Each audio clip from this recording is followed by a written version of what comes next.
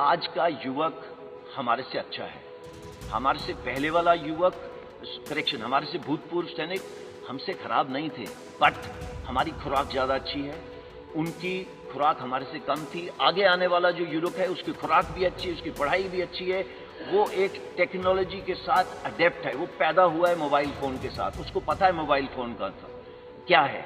और तो वो कल को जो ड्रोन वॉरफेयर हो, जो आप आज देख रहे हैं टीवी के ऊपर, एक टैंक चल रहा है, टैंक को टैंक नहीं लड़ रहा, टैंक को एक ड्रोन लड़ रहा है। तो आगे आने वाली जो लड़ाई है वो अलग किस्म की होगी, टेक्नोलॉजिकली सैवी होगी। अगर वो टेक्नोलॉजिकली सैवी होगी तो उसके लिए अलग किस्म के लोग चाहिए। और वो कौन सा किस्म है? हमारा यूथ, भारत का नौजवान। ये भारत का नौजवान क्योंकि टेक्नोलॉजी के अडेप्ट है, वो पैदा हुआ है ये मोबाइल के साथ खेलता हुआ, कंप्यूटर के साथ खेलता हुआ, और वो आता कहां से है?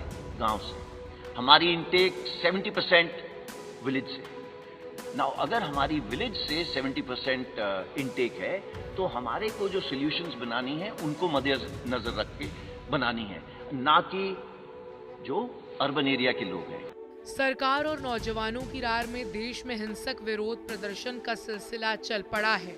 जिन्हें अग्निवीर बनना था, वो आंदोलन वीर बनते नजर आ रहे हैं। सरकार बीच का रास्ता निकालने की कोशिश करती हुई दिख रही है।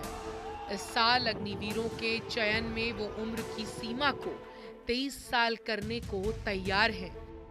सरकार लगातार नौजवानों को 4 साल बाद राज्यों की पुलिस, सरकारी संस्थानों और प्राइवेट कंपनियों में नौकरी की प्राथमिकता की बात कहकर भरोसे में लेना चाहती है।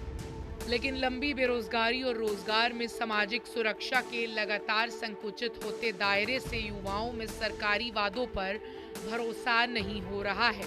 फिलहाल अग्निपथ के शोले शांत करने में सरकार के पसीने निकल चुके हैं।